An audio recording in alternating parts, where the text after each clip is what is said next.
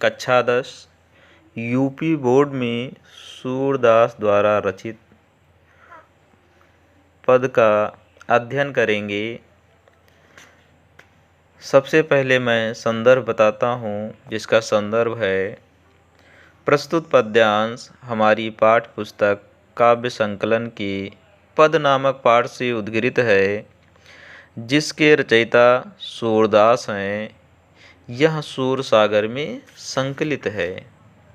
आगे पद देखते हैं। चरण कमल बंदो हरिराई, जाकी कृपा पंगु गिर लांघे।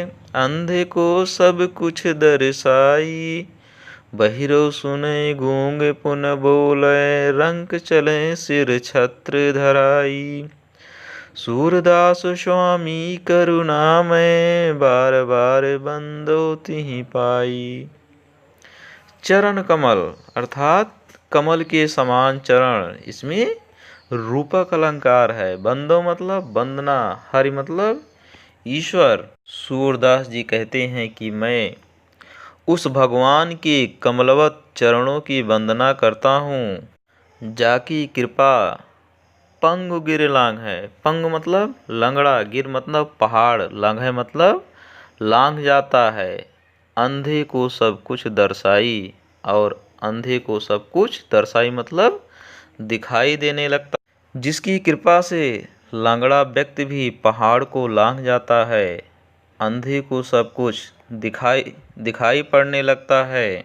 बहिरो सुने और बहिरा सुनने लगता है। गूंग पुनि बोले, गूंग मतलब गूंगा, पुनि मतलब फिर से, बोले मतलब बोलने लगता है। रंक चले सिर छत्र धराई, रंक और भिखारी भी सिर पर छत्र धराकर चलने लगते हैं। बहरा मनुष्य सब कुछ सुनने लगता है, गूंगा मनुष्य फिर से बोलने लगता है, और महादरिद्र व्यक्ति भी अपने सिर पर राज छत्र धारण कर लेता है। सूरदास स्वामी करुणा में बार बार बंदो तिहि पाई। सूरदास जी कहते हैं कि ऐसे सर्वशक्तिमान करुणामय भगवान के चरणों की मैं बार बार वंदना करता हूँ। अगला पद है। अभिगत गति कछु कहत न आवे, ज्यों गूंगे मीठे फल को रस। अंतर्गत ही भावे, परम स्वाद सबहि सुनिरंतर। अमित तोष उपजावे, मन वाणी को अगम अगोचर। सो जाने जो पावे, रूप रेख गुण जाति जुगत बिन। निरालंब कित धावे, सब विध अगम विचारहि तातै। सूर शगुन पद गावे। इसका संदर्भ पूर्ववत रहेगा और प्रसंग। प्रस्तुत पद में सूरदास ने निराकार ब्रह्म की उपासना की कठिनाइयों का उल्लेख करते हुए साकार ब्रह्म की उपासना को श्रेयस्कर और व्यवहारिक माना है। और वह कहते हैं कि सूरदास जी कहते हैं कि निराकार ब्रह्म की सत्ता अज्ञात है, निराकार ब्रह्म की सत्ता अज्ञात है। अविगत गति कुछ कहत ना आवत, निराकार ब्रह्म की सत्ता अज्ञात है। शब्दों में उनका वर्णन नहीं किया जा सकता है, अर्थात निराकार ब्रह्म के बारे में कुछ कहा नहीं जा सकता है। ज्यों गूंगे मीठे फल को रस, अंतर्गत ही भावें। जिस प्रकार गूंगा व्यक्ति मीठे फल के रस को अपने हृदय में ही प्राप्त कर सकता है, अपने हृदय में ही वहाँ जान सकता है, व्यक्त नहीं कर सकता है। परम स्वाद सबहि सुनिरंतर, अमित तोष उपजावें। उसी प्रकार जो निराकार ब्रह्म का स्वाद प्राप्त कर लेता है, अमित तोष उपजावें। अमित मतलब अत्यधिक, तोष मतलब संतोष, उपजावें मतलब उत्पन्न करता है, उसे अत्यधिक संतोष प्राप्त होता है। मन वाणी के अगम अगोचर, परंतु निराकार ब्रह्म मन वाणी के आगम्य है, अर्थात इंद्रियों से परे है। सो जाने जो पावे, और उसे जो जानता है वही प्राप्त कर सकता है, वही प्राप्त कर पाता है। रूप रेख गुण जाति जुगत बिन निरालंब कित धावै। निराकार ब्रह्म को प्राप्त करने के लिए ना तो कोई उसकी रूप है, ना कोई रेखा है, ना कोई गुण है, ना कोई जाति है और ना ही कोई जुगाड़ है। निरालंब कित धावें, बिना आधार के किस तरफ दौड़ा जाए। सब विध अगम विचारें तातय, सूर सगुन पद गावें। इसलिए निराकार ब्रह्म को सब तरह से आगम में मानकर सूर ने सगुण रूप की लीलाओं को अपने पदों में गाया है। प्रस्तुत पद में छंद पद है, भाषा ब्रज भाषा है और अलंकार अनुप्रास अलंकार है।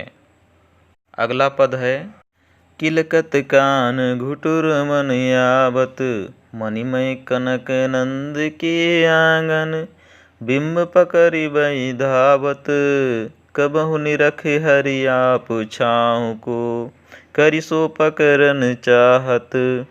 किलकी हंसत राजत दुई दतिया, पुनि पुनि तिहि अवगाहत, कनक भूमि पर कर पग छाया, यह उपमा इक राजति, करि करि प्रतिपदि प्रतिमनि वसुधा, कमल बैठकी साजति। बाल दशा सुख निरख जसोदा, पुनि पुनि नंद बुलावती, अचरा तर लय ढाकी सूर्य की, प्रभु को दूध पियावती। प्रस्तुत पद में संदर्भ पूर्ववत रहेगा और इसका प्रसंग है, प्रस्तुत कविता में बालक की सहज स्वाभाविक प्रवृत्तियों का सजीव वर्णन किया गया है। बालक श्री कृष्ण आंगन में घुटनों के बल चल रहे हैं। उसी दृश्य का चित्रण करते हुए सूरदास जी कहते हैं कि किलकत कान घुटरवन आवत, मणिमय कनक नंद के आंगन, बिंब पकड़िबो धावत। सूरदास जी कहते हैं कि किलकत किलकारी मारते हुए कान भगवान श्री कृष्ण, घुटुरवन आवत घुटनों के बल आते हैं। किलकारियाँ मारते हुए भगवान श्री कृष्ण घुटनों के बल आते हैं। स्वर्ण रचित और मड़ियों से जड़े हुए नंद के आंगन में भगवान श्री कृष्ण अपने ही परछाई को पकड़ने के लिए दौड़ते हैं। कबहु निरख हरि आप छाँव को, करि सो पकरन चाहत।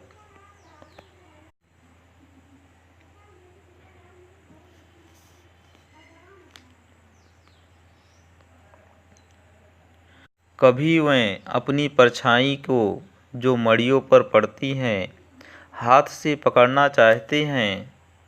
किलक हंसत राजत दुई दतिया, पुनि पुनि तिहि अवगाहत। कभी वह किलकारी मारते हैं, हंसते हैं, जिसमें उनका मुख खुल जाता है और उनके मुख के दो दांत अत्यंत ही शोभा देते हैं। राजत राजत मतलब सुशोभित होते हैं, अत्यंत ही शोभा देते हैं। जो परछाई में भी हंसती हुई मुद्रा में दिखलाई पड़ते हैं, वह बार बार उसे पकड़ने की चेष्टा करते हैं।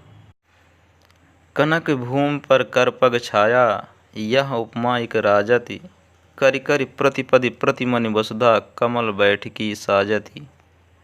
आंगन की स्वर्ण भूमि और मड़ियों पर बालक श्री कृष्ण के कमलवत हाथ और पैरों की छाया पड़ती है, जिसको देखकर ऐसा प्रतीत होता है मानो प्रत्येक मणि में उनके बैठने के लिए पृथ्वी ने कमल का आसन सजा दिया हो।